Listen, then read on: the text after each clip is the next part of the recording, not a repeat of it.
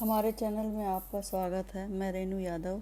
इस वीडियो में आपको प्राचीन लिंगराज मंदिर के मंत्र मुग्ध कर देने वाली यात्रा का वर्णन बता रही हूँ।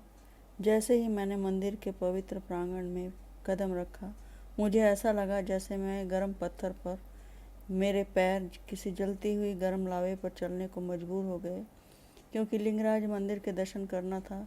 काफ़ी दूर तक चलने तक हम मंदिर के छत के प्रांगण में आ गए। बहुत अच्छे से दर्शन हुए। उसके बाद फिर से वही रास्ते मंदिर से बाहर जाना था। उसी तरह हम भागते हुए बाहर आ गए। बाहर आने के बाद एक अजीब सी शक्ति महसूस हुई। कुछ तो शक्ति है इस मंदिर की, जो जलते हुए पत्थरों पर चलने के बाद भी पैरों को कुछ नहीं हुआ। उस दिन बहुत गर्मी थी। सूरज देवता का प्रचंड प्रकोप था।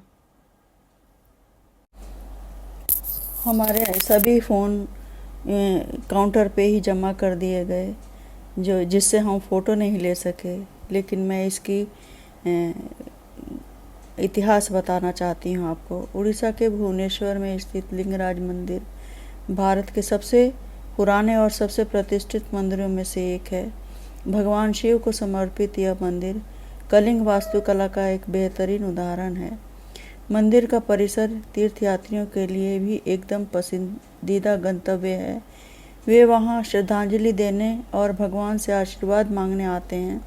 न केवल भारत से बल्कि दुनिया भर से लोग लिंगराज मंदिर की सुंदरता और विरासत को देखने के लिए अक्सर आते हैं, जो एक अन्य सर्वाधिक पसंदीदा पर्यटन स्थल है, जहां इतिहास, आध्यात्मिक और विज्ञान का सामंजस्यपूर्ण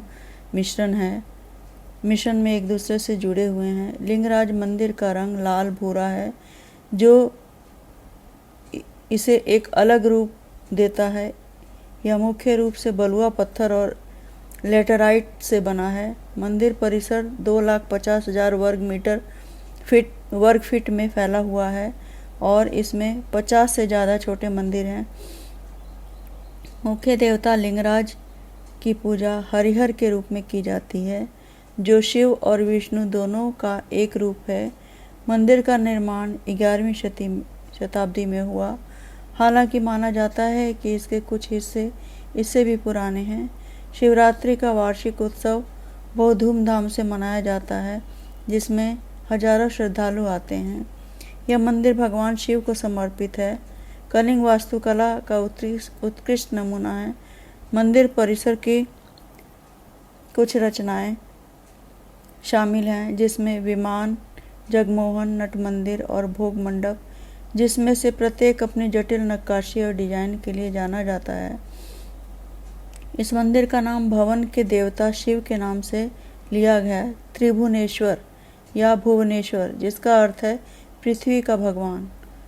माना जाता है कि भुवनेश्वर में लिंगराज मंदिर 11वीं शताब्दी के दौरान बनाया गया था।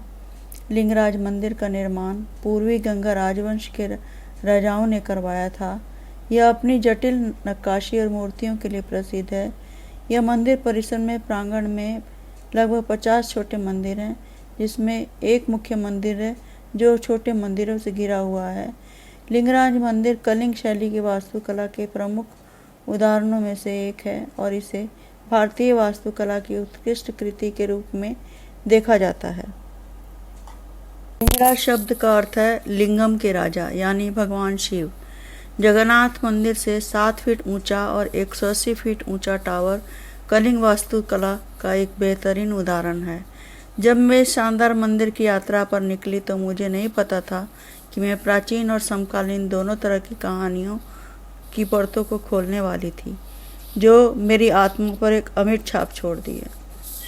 मुख्य मंदिर टावर, जिसे विमान के नाम से जाना जाता है, 180 फीट ऊंचा है और इसमें मधुमक्खी के छत्ते के आकार का शीर्ष है, जिसे अम्लका के नाम से जाना जाता है। शीर्ष पर इसे शेर के सिर और नीचे कमल से सजाया गया है। जगमोहन नाम का सभा भवन एक आयताकार इमारत है, जिसमें 4 स्तंभों द्वारा समर्थित एक पिरामिड नुमा छत है। इसकी दीवारों पर देवताओं और अन्य काल्पनिक प्राणियों की विस्तृत नक्काशी है। नित्य हॉल को नट मंदिर के नाम से जाना जाता है और इसकी एक सपाट छत है, जिसमें नक्काशीदार पत्थर के खंभे हैं जो विभिन्न नृत्य स्थितियों को दर्शाते हैं। एक हॉल है जहाँ देवताओं के लिए भोजन की बलि दी जाती है। इसे भोग मंडप के नाम से जाना जाता है और इसकी छत पिरामिड नुमा है जिसके ऊपर कमल की सजावट है। मंदिर अपनी जटिल मूर्तियों और देवी देवताओं और अन्य पौराणिक प्राणियों की नक्काशियों के लिए जाना जाता है जो इसकी दीवारों पर पाई जा सकती है। मूर्तियाँ अपनी सजीवता और उत्तम विवरण के लिए प्रसिद्ध हैं। नृत्य हॉल एक नट मंदिर के नाम से जाना जाता है और इसकी एक सपाट छत है जिसमें नक्काशीदार पत्थर के खंभे हैं जो विभिन्न नृत्य स्थितियों को दर्शाते हैं। एक हॉल है जहां देवताओं के लिए भोजन की बलि दी जाती है। इसे भोग मंडप के नाम से जाना जाता है और इसकी छत पिरामिड नुमा है जिसके ऊपर कमल की सजावट है। मंदिर अपनी जटिल मूर्तियों और देवी देवताओं और अन्य पौराणिक प्राणियों की नक्काशी के लिए जाना जाता है जो इसकी दीवारों पर पाई जा सकती हैं। मूर्तियाँ अपनी सजीवता और उत्तम विवरण के लिए प्रसिद्ध हैं।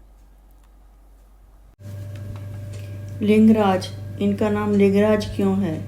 जो पूरे देश में 12 ज्योतिर्लिंग हैं उनमें ये राजा हैं, इसलिए इनको लिंगराज कहा गया है। सामने जो मंदिर है बड़ा सा, वो भुवनेश्वर लिंगराज का मंदिर है। राजाओं ने मंदिर तो बनाया लेकिन लिंगराज अपने आप पाताल से लेकर जमीन पर प्रकट हुए, इसलिए भुवनेश्वरी के नाम से प्रसिद्ध हुए। भुवनेश्वर का नाम कलिंग में हुआ करता था। भगवान के नाम से सिटी का नाम भुवनेश्वर रखा गया। देश में जो 12 ज्योतिर्लिंग हैं उनमें से ये राजा हुए, इसलिए इनका नाम लिंगराज महाराज रखा गया। एक अजब सी बात है, जिसका लिंग नहीं वह उनका नाम लिंगराज महाराज कहा गया।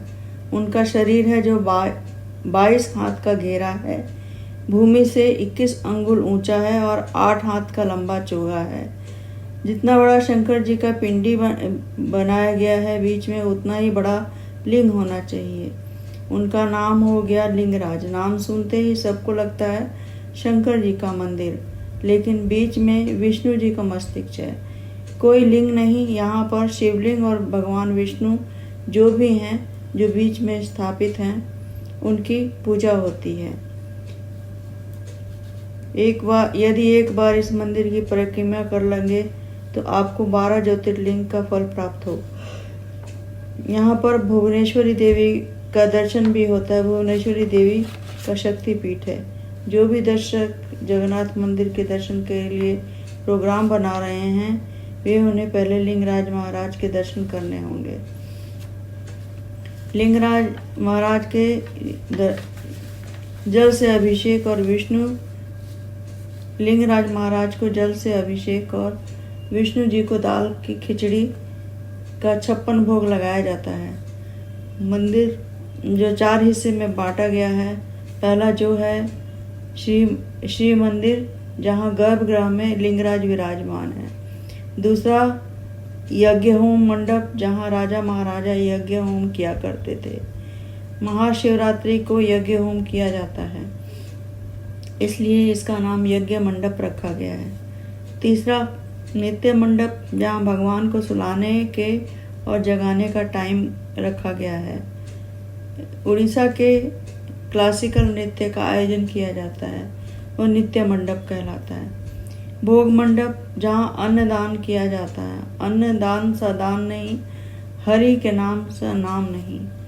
जब भी आप दर्शन करने आए तो लिंगराज के दर्शन करने के बाद जगन्नाथ जी के दर्शन अवश्य करें, और यदि जगन्नाथ जी के दर्शन पहले करें तो लिंगराज जी के दर्शन अवश्य करें, नहीं तो यात्रा पूरी नहीं होगी। मैं वीडियो को विराम यहीं देती हूँ।